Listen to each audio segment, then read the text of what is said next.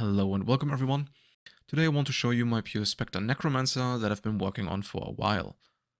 The build utilizes permanent minions for the most part, with some temporary minions thrown in for additional support.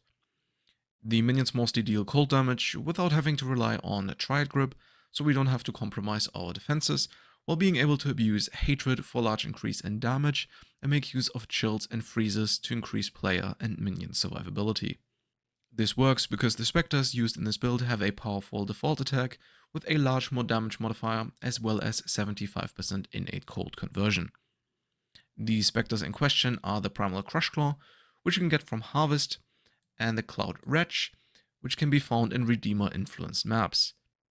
The Primal Crushclaw has lower damage and higher collision, but more life and a range of useful abilities, including a regular slam, a dash slam, and a debuff that increases cold damage taken.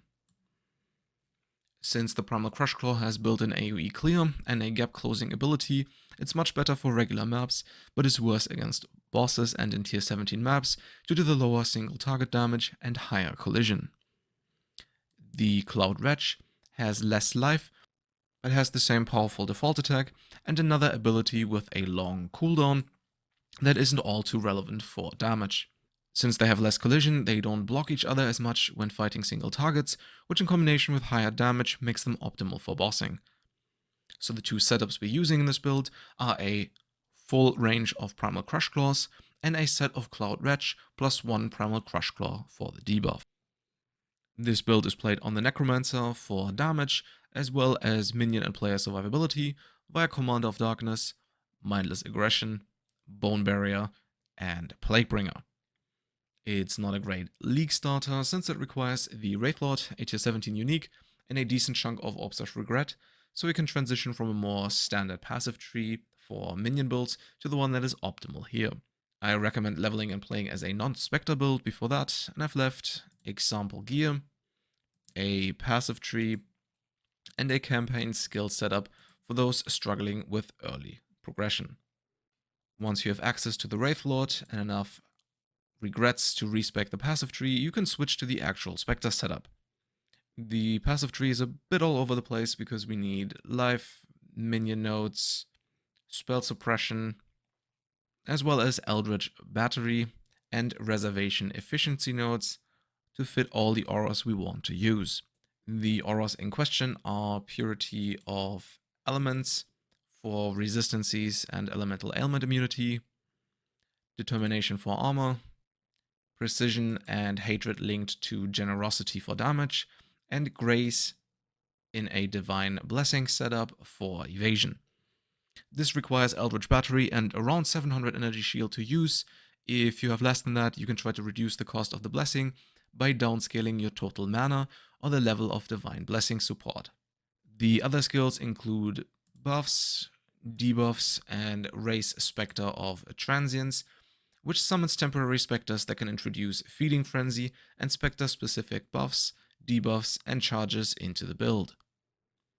This works because the Raise Spectre of Transience gem has a higher maximum number of specters than the regular version, which allows you to summon up to 4 temporary specters in addition to the permanent ones.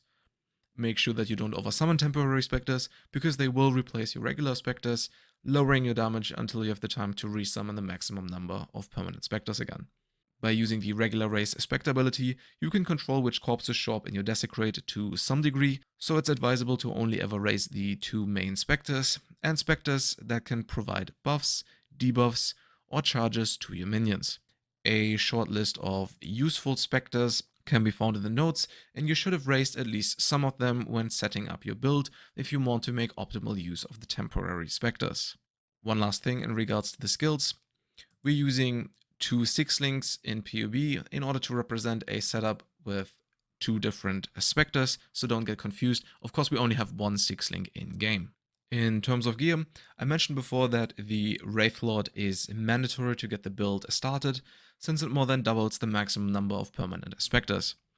You can also make use of 2 convoking ones, rolled with deafening essences of fear to increase damage, since the build uses evasion and spell suppression as defensive layers and thus does not require a shield. The body armor should be evasion and energy shield based to enable the Divine Blessing setup, and should feature life resistances and a spell suppression, just like the gloves and the boots. For the amulet, you want the Jinxed Juju to reduce hit-based damage and anoint it with Inveterate for spell suppression. This is a bit expensive early on, but necessary to get a spell suppression capped. You could alternatively go with Quick Stab and get the remaining spell suppression from the Eater of World's Glove implicit, or via these passive points on the tree, with both options being worse in my opinion. The jewelry should feature life, resistances, and attributes. The Ghastly Eye jewels should have life and minion attack and cast speed, and the Cobalt jewels should feature life and minion damage. You also want to get the Unending Hunger, because it grants your Spectres Soul Eater stacks when killing enemies, which speeds up map clears significantly. For the flasks, you want to use a Life Flask that removes bleeding, Roomies for armor and block chance, a Quicksilver Flask for movement speed, a Basalt Flask for even more armor, and an Amethyst Flask with the appropriate suffix for chaos resistance and stun avoidance. The biggest change in the medium budget is the addition of a large minion cluster jewel with increased effect, minion attack speed, life, and chaos resistance to boost damage and defenses. As soon as you get chaos resistance capped, you can swap out the Amethyst Flask with a Jade Flask for even more evasion. You also want to start using Glorious Vanity for Divine Flesh, optimally one that converts this notable into Automaton Studies, Ritual of Flesh, or Cult of Chaos. You should replace Purity of Elements with Grace as a permanent aura, and use the Divine Blessing setup for Val Haste in order to increase attack, cast, and movement speed for you and your minions. In order to get immune against the most important elemental ailments, you should switch to the Soul of the Brine King and use Ghastly Eye jewels with shock avoidance. The rest of the gear is similar to the low budget, but better rolled. For example, the Convoking ones should feature +2 levels in addition to other minion stats. The same applies to armor, which should feature more spell suppression, so you don't have to allocate Magebane anymore. Other honorable mentions are Replica Dragonfang's Flight for Spectre levels and Reservation efficiency, and a well-rolled mechanical belt for the extra socket. In addition to Glorious Vanity and some Cobalt jewels, you want to get the Forbidden Flame and Forbidden Flesh combo that allocates Mastermind of Discord to increase the effectiveness of cold exposure inflicted by Frostbomb, and you can also make use of the Covenant jewels to boost damage and minion survivability. The high and ultra high budget work a bit differently in that you have to switch from using 2 Convoking ones to a multi-link weapon plus Squire setup. This gives you access to Elemental Equilibrium, which is a more potent form of cold exposure, but also scaling your Spectres in the most efficient way possible. To cut down costs, you can use a 6-link scepter, and I've made a crafting guide for tech-based multi-link weapons like these that you can find in the crafting guide playlist in the description of this video and on my channel page. The Squire should have Determination as a corrupt implicit to save on sockets, which is desperately needed due to the intense socket pressure in the build. If you can't get one, you'll have to give up on the Awakened Generosity support for the offensive auras, which will cost you a lot of damage. Luckily, they don't tend to be super popular, so prices are usually somewhat affordable. The optimal chest is a Grasping Mail with Fractured Increased Global Defenses to boost armor, evasion, and energy shield, and you get access to 22% spell suppression, which wouldn't be possible on a chest with +1 to maximum number of Spectres, since they can only be item level 83. Capping spell suppression is a bit challenging in general, so we need a Watcher's Eye that grants spell suppression while affected by Grace, the Eater implicit on the gloves, as well as some from the tree via Glorious Vanity, and a tattoo to convert this dexterity passive. If you're lacking a few percent of spell suppression for whatever reason, you could get some via Temple Paths, a Glorious Vanity specific notable. The boots should be double influenced with +2 levels to Spectres, as well as another useful influenced modifier. The plus maximum fire resistance here isn't optimal. Instead, I recommend going with the Shaper mod Avoid Projectiles, like in the min-max PoE. The reason I ended up using this pair is because I recycled a bunch of items from the failed Juggernaut build for the sake of maintaining what's left of my sanity.